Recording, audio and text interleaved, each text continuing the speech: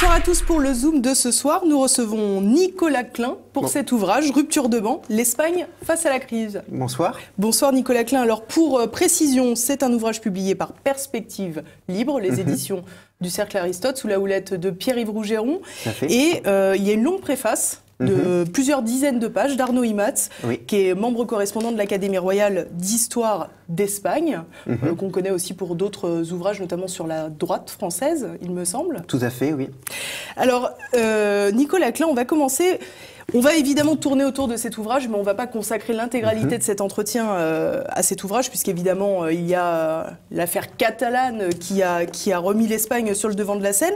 Et d'ailleurs, on peut s'étonner que ce pays, qui finalement est si proche de la France, soit si peu représenté dans les médias. En France, on a l'impression que l'Espagne ne compte pas. Comment expliquez-vous cela ? Politiquement, c'est certain qu'elle ne compte pas dans les médias français, économiquement non plus, alors que c'est un des principaux partenaires commerciaux de la France. Comment je peux expliquer ça ? Je pense que l'attention des élites politiques, économiques et médiatiques françaises est très portée, quand on parle de sujets sérieux évidemment, en termes d'actualité internationale sur les rapports avec l'Allemagne, avec le Royaume-Uni, surtout en ce moment avec le Brexit, avec les États-Unis. Alors la Russie surgit de temps en temps, comme la Chine, parce que ce sont des puissances qu'on peut difficilement contourner maintenant. Mais c'est vrai que les élites françaises en général, les élites entre guillemets, ne portent qu'une attention extrêmement limitée à l'Espagne d'un point de vue politique et économique. On a un petit peu entendu parler durant la crise, mais en dehors de ça, c'est vrai que c'est un sujet qu'on aborde extrêmement peu. Alors finalement, si on remonte un peu en arrière, évidemment, l'événement qui a marqué toute l'Europe, l'événement de ce siècle, c'est la Seconde Guerre mondiale. L'Espagne n'y a pas participé, et pour cause, puisqu'elle a connu une guerre civile très difficile entre 1936 et 1939. Est-ce que finalement, c'est pas sa non-participation à la Seconde Guerre mondiale qui l'a de fait mise au banc de l'Europe? Alors, je pense pas que ce soit le facteur unique ou principal, mais c'est évidemment un facteur qui a contribué, puisque la Seconde Guerre mondiale, qu'on le veuille ou non, reste un élément fondateur pour la France aujourd'hui, ne serait-ce que par l'épopée de Charles de Gaulle et de la Résistance. Je pense qu'effectivement, ça a joué. En revanche, je ne crois pas que ce soit l'élément ni principal et certainement pas l'élément déclencheur. L'Espagne avait disparu des plateaux, des écrans radars français, pardon, et même des plateaux français, si on parle des médias, bien avant la Seconde Guerre mondiale. Je pense que la disparition de l'Espagne, de l'espace politique et médiatique français de premier plan, date, à mon avis, du XIXe siècle. Puisqu'on peut quand même déjà parler de médias au XIXe siècle, au moins pour la presse écrite. Et véritablement, je pense que l'intérêt des élites françaises pour l'Espagne a décru, a chuté assez brutalement à partir du XIXe siècle. Il y a des signes avant-coureurs, mais c'est vraiment le XIXe siècle qui a fait son œuvre de ce point de vue-là. On peut dire que toute la période franquiste n'a pas arrangé pour qu'elle revienne, là encore, sur le devant de la scène. On sait que l'Espagne a longtemps voulu rentrer dans l'Union européenne et elle a eu du mal à pouvoir le faire. Tout à fait. Il y a déjà eu une tentative d'intégration de l'Espagne aux communautés européennes dans les années 60. Francisco Franco l'avait voulu effectivement et avait mandaté son ministre des Affaires étrangères de l'époque, Castilla, pour le faire, mais ça n'a pas été accepté puisque le prérequis évidemment pour rentrer dans ce club de pays, c'était d'être reconnu comme une démocratie au sens occidental du terme. Et évidemment, je vous rejoins totalement dans le sens où la période franquiste n'a pas arrangé les choses. Le franquisme n'était pas un régime complètement fermé tout au long de son histoire. Il a d'abord eu une phase d'autarcie, c'est vrai, jusqu'à la fin des années 50 à peu près. C'était un paria de la Seconde Guerre mondiale qui avait des sympathies évidentes pour le Troisième Reich. Ensuite, l'Espagne s'est ouverte, économiquement, même politiquement un petit peu relâchée avant un durcissement final. Mais ça restait une dictature dans un pays d'Europe occidentale, ce qui était extrêmement curieux en fait. Qu'il y ait eu ce que nous on considérait comme des dictatures en Europe de l'Est, semblait logique puisqu'on avait le bloc de l'Est et le grand frère soviétique, mais une dictature surtout associée aux dictatures fascistes en Europe occidentale, ça paraissait extrêmement curieux et ça semblait signaler pour les pays étrangers, notamment pour la France, un problème fondamental de développement politique et économique de la part de l'Espagne. Alors on va revenir à la préface à laquelle j'ai fait référence, donc d'Arnaud Imaz. Dès cette préface, le constat est implacable pour l'Espagne que l'on connaît aujourd'hui. Il écrit « L'Espagne apparaît faible, chancelante et impuissante. Elle n'a jamais été autant au bord de l'implosion. Les nationalismes périphériques, les séparatismes qui la déchirent semblent de plus en plus virulents. À droite comme à gauche, la classe politique n'a jamais été plus médiocre ni corrompue. » C'est un sacré tableau quand même. C'est un sacré tableau. Alors je le partage en grande partie. Alors est-ce qu'on peut dire que c'est aujourd'hui que l'Espagne n'a jamais été autant au bord de l'implosion? Je ne sais pas. Il y a eu d'autres crises séparatiste en Espagne au cours de son histoire, par exemple la grande crise de 1640, avec justement la séparation de la Catalogne, mais à cette époque, l'Aragon et l'Andalousie ont aussi manqué de se séparer, tandis que le Portugal redevenait indépendant cette fois-ci de façon définitive.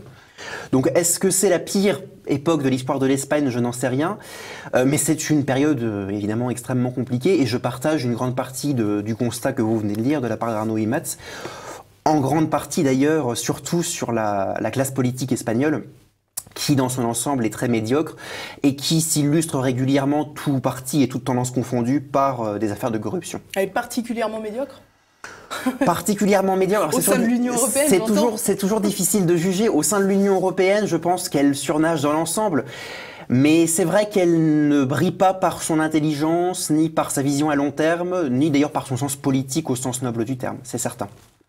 Alors finalement, on comprend que vous mettez beaucoup en avant les difficultés économiques de l'Espagne. On voit donc le constat que dresse Arnaud Imaz. On a l'impression que finalement l'Espagne, c'est la Grèce 10 ans avant la crise, quoi. Alors, je pense que ce serait exagéré. Je pense que le cas grec est extrêmement particulier. Il y a évidemment des problématiques qui sont communes à l'ensemble des pays de la zone euro et en particulier de l'Europe du Sud, des pays qui en Europe du Sud partagent l'euro. En revanche, je pense que quand même il ne faudrait pas ni blanchir excessivement, ni noircir excessivement le tableau.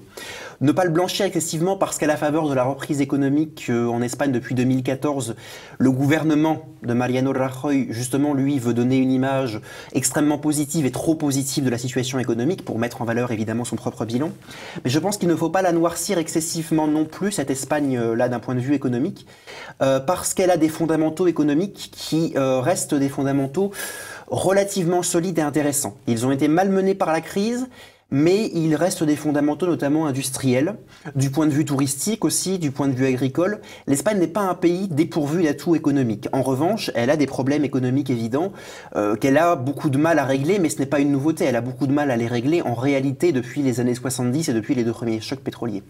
Alors des problèmes économiques certes, mais aussi des problèmes sociaux, et on a vu notamment, pour répondre à cette corruption politique que vous avez déjà évoquée, la naissance de nouveaux partis politiques. On pense évidemment à celui d'Iglesias, on parle de Podemos. Oui, tout à fait. Alors Podemos, qui est un parti qui est né effectivement début 2014, qui prétendait cristalliser en fait autour de lui le mécontentement et les revendications du mouvement des indignés, de ce qu'on appelle le mouvement du 15 mai. C'est très proche de la France insoumise finalement.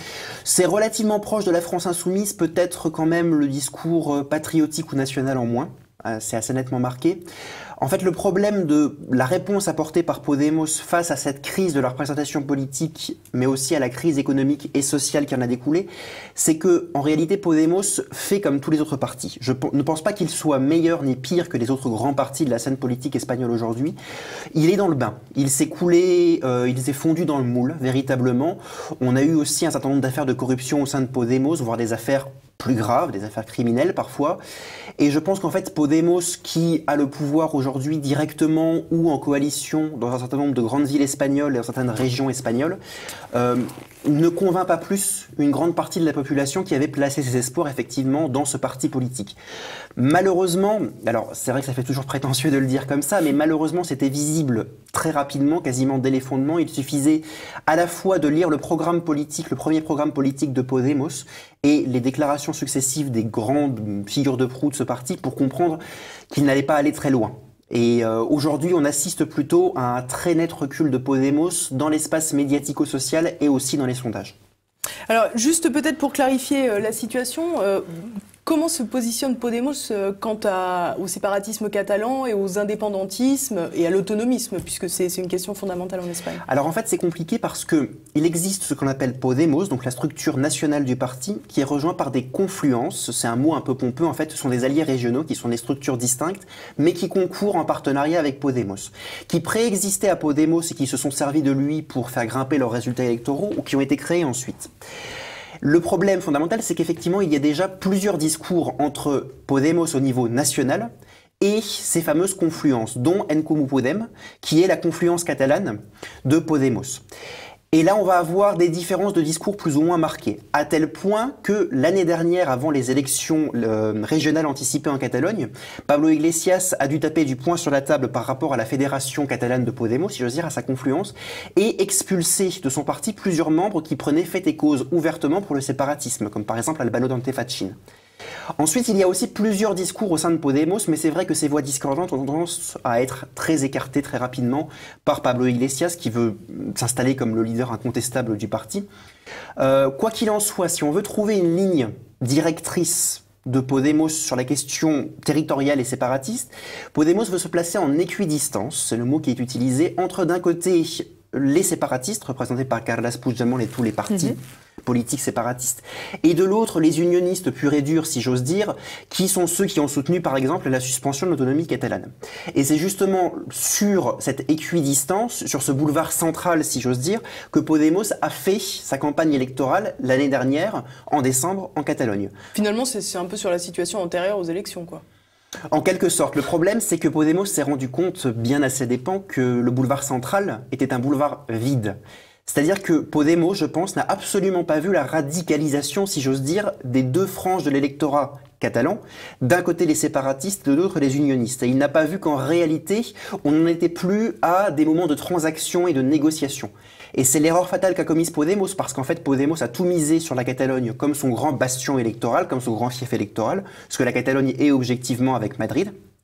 Mais le problème, c'est que ça s'est fait au détriment de son électorat dans le reste de l'Espagne, et ça ne lui a même pas permis de se renforcer en Catalogne. Au contraire, il a perdu des députés, il en a perdu 3. Alors j'aimerais quand même qu'on ouvre une parenthèse très courte sur un autre parti qui s'est créé peu ou prou en même temps que Podemos, à savoir Ciudadanos, qui se dit, donc c'est un parti à peu près centriste, je pense que oui, ça, on est d'accord sur ça, il se définit comme constitutionnaliste, progressiste et libéral. C'est En Marche ? Alors, on compare beaucoup ce parti à En Marche. Alors, je tiens juste à vous préciser quelque chose, c'est qu'en réalité, Ciudadanos est apparu sur la scène médiatique à peu près en même temps ou légèrement après Podemos, mais en réalité, c'est un parti plus ancien qui a été fondé en 2006 à Barcelone par un avocat qui est toujours son président, qui s'appelle Albert Rivera. Alors, effectivement, on compare beaucoup ce parti à En Marche. Il est antérieur à En Marche et Albert Rivera fait de la politique, si j'ose dire, depuis bien avant Emmanuel Macron, mais c'est vrai que Albert Rivera aime beaucoup qu'on le compare à Emmanuel Macron, puisque Emmanuel Macron a réussi en France, et que c'est un peu la coqueluche, effectivement, des médias, y compris des principaux médias en Espagne, des principaux titres de la presse et des principales chaînes de télévision. Alors c'est un programme qui est effectivement économiquement, politiquement assez proche de celui d'En Marche, avec quelques spécificités.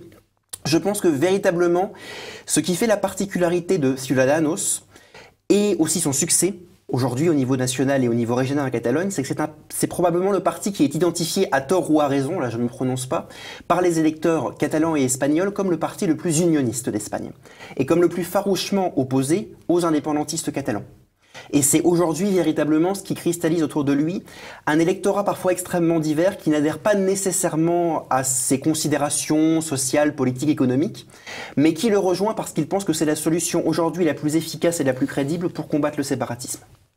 Alors il y a une autre question que j'aurais aimé évoquer avec vous, c'est un sujet dont on parle peu peut-être en Espagne, c'est la question migratoire, puisqu'on connaît les enclaves de Ceuta et Melilla. Tout à fait. Qu'on pourrait finalement voir comme un miroir inversé de Calais, puisque la Grande-Bretagne a sa frontière à Calais, et l'Espagne, là, dans ce cas, a ces deux villes disposées sur le territoire marocain. Comment l'État central gère-t-il les flux migratoires qui arrivent par Ceuta et Melilla ?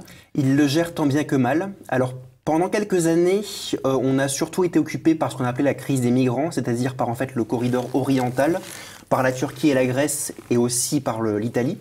Et c'est vrai que pendant ces années où on parlait énormément de la crise des migrants, il y avait eu une chute très nette, manifeste, de l'immigration illégale vers l'Espagne, que ce soit vers la côte sud andalouse ou vers les Canaries. On constate qu'il y a un net regain ces dernières années de ces tentatives de passage illégale vers l'Espagne. Le problème, c'est qu'aucun gouvernement espagnol n'a jamais réellement réussi à gérer et à endiguer le problème. En réalité, que ce soit à Ceuta et Melilla ou ailleurs sur le reste du territoire espagnol quand les migrants se trouvent en péninsule ibérique, le gouvernement espagnol gère ça comme il le peut, dans une improvisation assez régulière. Il faut dire aussi que le problème migratoire en Espagne n'a pas du tout la même résonance qu'en France, en Allemagne ou au Royaume-Uni. Je pense, je peux me tromper évidemment, mais je pense qu'une bonne partie des Espagnols sont favorables à un accueil raisonnable, mais un accueil quand même des migrants. De même que la plupart des partis, quasiment tous les partis présents au Parlement, même je pense tous, sont favorables à l'accueil massif, en tout cas plus massif de migrants. En réalité, il y en a assez peu qui viennent s'installer en Espagne. Et je pense qu'en réalité, le gouvernement espagnol, les gouvernements espagnols qui se sont succédés même, ont très peu d'idées sur la façon dont ils peuvent gérer ce problème à long terme. Alors revenons à ce qui a fait l'actualité, donc l'indépendance de la Catalogne. Est-ce que vous pouvez tout simplement nous expliquer comment la question catalane est revenue sur le devant de la scène, comme ce fut le cas après les élections anticipées? Alors, vous parlez des élections anticipées de décembre dernier.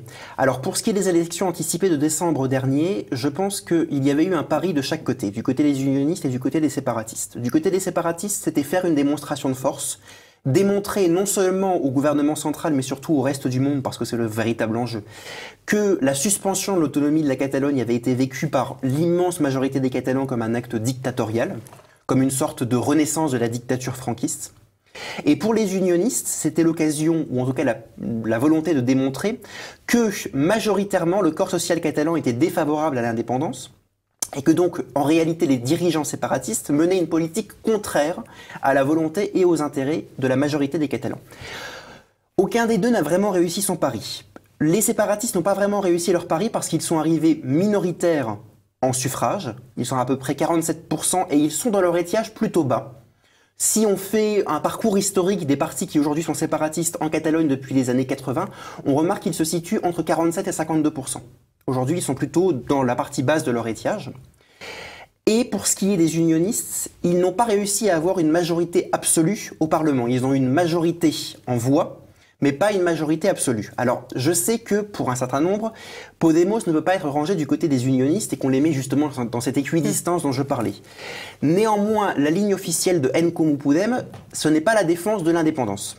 Ils ont une ligne politique propre qui n'est pas celle évidemment du Parti populaire ni du Parti des socialistes catalans, j'entends bien, mais ils ne sont pas dans le camp séparatiste. Donc on ne peut pas les ranger du côté séparatiste. Donc dans tous les cas, les séparatistes n'ont pas obtenu la majorité en suffrage, mais ils l'ont en siège, parce que la loi électorale catalane, la loi qui est en place depuis les années 70 et surtout 80, est extrêmement inégalitaire dans la répartition des sièges entre les 4 provinces de la Catalogne. Donc en réalité, c'est un double échec, et c'est surtout, je pense, un constat de statu quo. En réalité, on ne peut pas régler, en tout cas pour le moment, ce problème, parce que les deux parties de l'électorat et de la société catalane se sont polarisés, que les unionistes et les indépendantistes ne veulent plus se parler et qu'ils sont aujourd'hui dans une phase de sédimentation très avancée et qu'on a très peu de gens à séduire au milieu et à ramener à soi. Donc finalement, aucun des deux camps ne pourrait véritablement sortir gagnant, selon vous? Je ne pense pas, non. En tout cas, pas du tout les séparatistes. Comment analysez-vous l'attitude de Madrid à l'égard justement des Catalans, de Carles Puigdemont après les résultats? Est-ce que vous pensez que finalement ce ton durci du pouvoir central n'a pas clairement envenimé la situation? Alors, je pense que la véritable problématique qui se pose aujourd'hui au gouvernement espagnol, et je pense que Mariano Rajoy, en tout cas j'espère, s'en rend compte, c'est que le durcissement de ce ton est arrivé trop tard.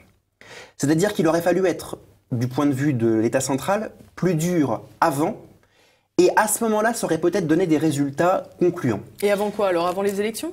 Ou bien avant. Je pense avant 2014, puisque en novembre 2014, il y a une première consultation référendaire, elle aussi illégale, qui se tient sur l'indépendance, qui donne des résultats très proches de ce qu'on a eu en décembre, c'est-à-dire une minorité de participants, mais dans cette minorité, une très forte majorité pour l'indépendance. Donc bien avant 2014, je pense, dès 2013, alors 2012 c'était un peu tôt encore, mais dès 2013, il aurait fallu prendre les choses en main.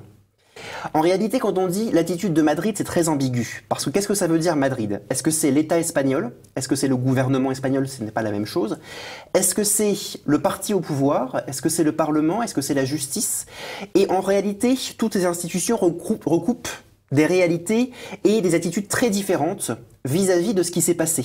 Et aujourd'hui, beaucoup d'Espagnols, que ce soit dans la totalité de l'Espagne ou en particulier les unionistes de Catalogne, reprochent à Mariano Rajoy, au gouvernement et au Parti populaire, donc le parti dont il est issu, de ne pas avoir été assez ferme vis-à-vis de l'indépendantisme catalan.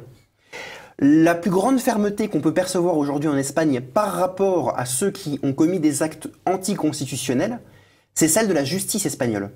Et là, on n'est plus tout à fait sur le même niveau d'action, ni sur le même type d'institution, évidemment. Donc je pense qu'il faut être, à mon avis, très précis et très prudent quand on parle de durcissement de Madrid, savoir ce que ça veut dire précisément en réalité, car tous ces acteurs n'ont pas exactement la même stratégie. Et je pense qu'aujourd'hui, Mariano Rajoy est très embêté de voir un certain nombre de dirigeants séparatistes en détention préventive en attente de leur jugement, parce que lui, politiquement, ça ne l'arrange pas. Alors, finalement, on a l'impression quand même que ces deux camps...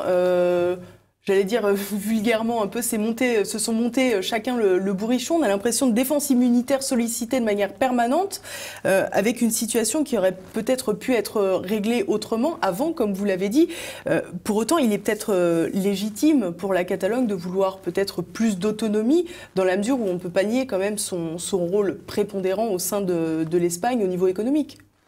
Alors, il y a plusieurs choses dans ce que vous me dites là. Alors, effectivement, il y a eu un auto-entretien de la situation entre les deux parties. C'est-à-dire que toute décision des indépendantistes était prise comme un affront par les unionistes et inversement. Et donc, du coup, chacun montait dans la gamme. Ça, c'est certain.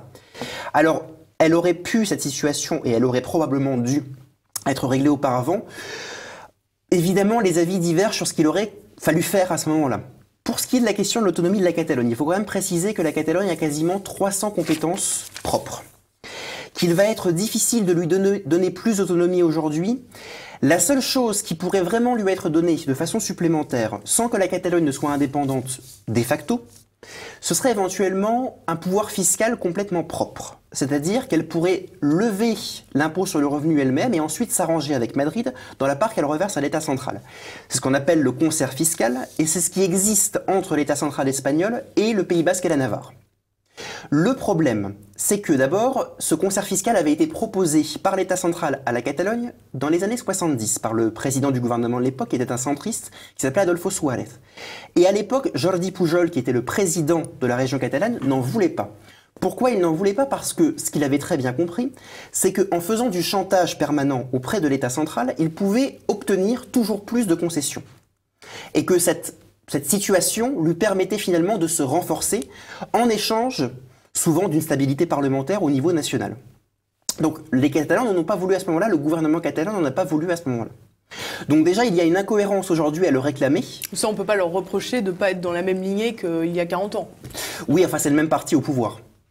Oui, c'est le même parti avec d'autres personnes, d'autres enjeux peut-être. C'est le même parti. En tout cas, ce qu'on pourrait leur reprocher, c'est de dire que l'Espagne les a toujours maltraités, alors que déjà, ils ont une très forte marge d'autonomie, et que ce qui avait été réclamé par Artur Mas en 2012 avait déjà été proposé donc à la Catalogne par l'État central dans les années 70.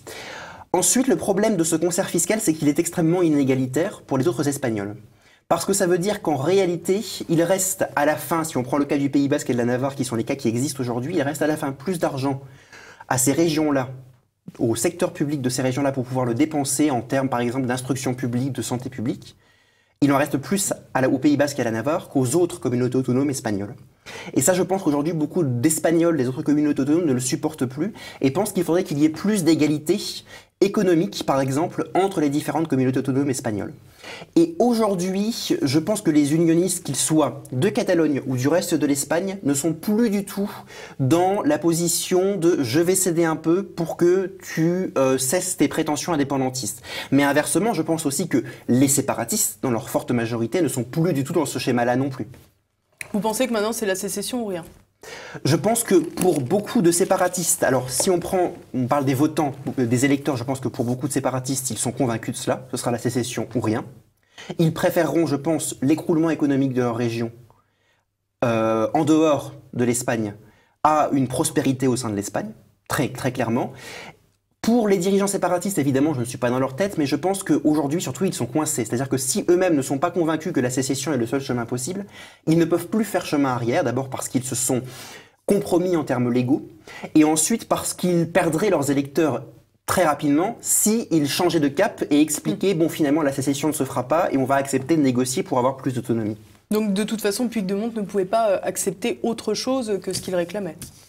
Ça me paraît quasi impossible. Il y a bien eu quelques déclarations isolées de Carles Puigdemont à un certain moment pour dire que la sécession n'était pas le seul chemin possible, mais il n'a jamais vraiment concrétiser ce qu'il entendait par là. Et en réalité, s'il veut l'organisation d'un référendum, c'est un référendum organisé à sa sauce, dans ses conditions, pour être sûr, selon lui, de le gagner. Alors vous faites souvent référence au droit international, je vois l'intégrité, on parle de l'intégrité territoriale des États, il faut y ajouter plusieurs résolutions. Vous expliquez qu'il limite le fameux droit de décider, en évoquant donc le droit des peuples à décider d'eux-mêmes, etc., etc. Et vous faites référence au fait que l'ONU reconnaisse ce droit quand il existe une discrimination manifeste et systématique. Donc en fait, il faut être victime pour être indépendant. En tout cas, ce que l'ONU explique dans ses textes juridiques, alors après on y adhère ou on n'y adhère pas, mais le droit international de l'ONU, il est ce qu'il est, c'est que pour qu'une région puisse avoir des aspirations reconnues comme étant légitimes à l'indépendance et donc à la destruction de l'ordre légal établi dans un pays, eh bien il faut que cette région, effectivement, souffre d'une discrimination ou de plusieurs discriminations diverses et variées de la part de l'État central de façon continue dans le temps. Or, personne ne peut prétendre objectivement que la Catalogne soit discriminée par l'État central, et il serait tout de même très curieux qu'une région discriminée soit la plus riche du pays. Donc je pense qu'effectivement la Catalogne ne peut pas revendiquer le droit international tel qu'il est énoncé par l'ONU pour se réclamer d'une indépendance légitime. Alors évidemment, ensuite, on accepte le droit international ou on ne l'accepte pas. Mais ce qui est très intéressant, c'est que ce sont les séparatistes eux-mêmes qui ont commencé par amener sur la table le droit international en expliquant que l'ONU reconnaissait le droit à l'autodétermination des peuples. Mais dans ce cas-là, il faut être précis. Si on parle du texte de l'ONU, il faut savoir précisément ce que les Nations Unies disent à ce sujet. Donc c'est aussi en réponse à ces arguments-là que j'apporte l'ensemble de ces éléments. Ce que j'allais dire, c'est un peu étonnant pour un souverainiste de faire référence au texte de l'ONU. Je ne pense pas, non, parce que dans l'absolu, alors je ne suis pas un zélateur forcené de l'ONU, je ne pense pas forcément être classable dans le souverainisme non plus, mais ça après c'est une question d'étiquette. En tout cas, ce que je crois, c'est que l'ONU n'est pas une organisation contraignante, c'est d'ailleurs souvent ce qui lui est reproché. C'est qu'on peut très difficilement contraindre un certain nombre d'États, et en particulier les plus puissants, à se plier au droit international. Donc je pense qu'il est quand même difficilement faisable de comparer l'ONU à ce que pourrait par exemple être l'Union européenne. On est quand même sur deux échelles complètement différentes d'abord et ensuite sur deux systèmes complètement différents. On peut émettre toute une série de critiques à l'égard de l'ONU, hein, je ne suis pas le dernier à en faire, mais ça n'est pas un système contraignant et c'est même ce qui lui est souvent reproché. Comment voyez-vous la suite des événements pour la Catalogne ? C'est difficile à dire, j'ai pas de boule de cristal évidemment. Je pense qu'on va vers un enquistement de la situation. C'est-à-dire que on va rester sur un statu quo extrêmement instable, extrêmement difficile à vivre, d'abord pour les Catalans eux-mêmes. En termes politiques, la situation va difficilement pouvoir se débloquer entre d'une part les unionistes et d'autre part ce qu'on appelle les souverainistes justement en Espagne, c'est-à-dire les indépendantistes. En tout cas à court et moyen terme, à long terme on verra. D'un point de vue économique, je pense que la Catalogne va poursuivre le déclin qu'elle a entamé bien avant l'année dernière et bien avant les années 2010, qu'elle a entamé à partir des années 90-2000.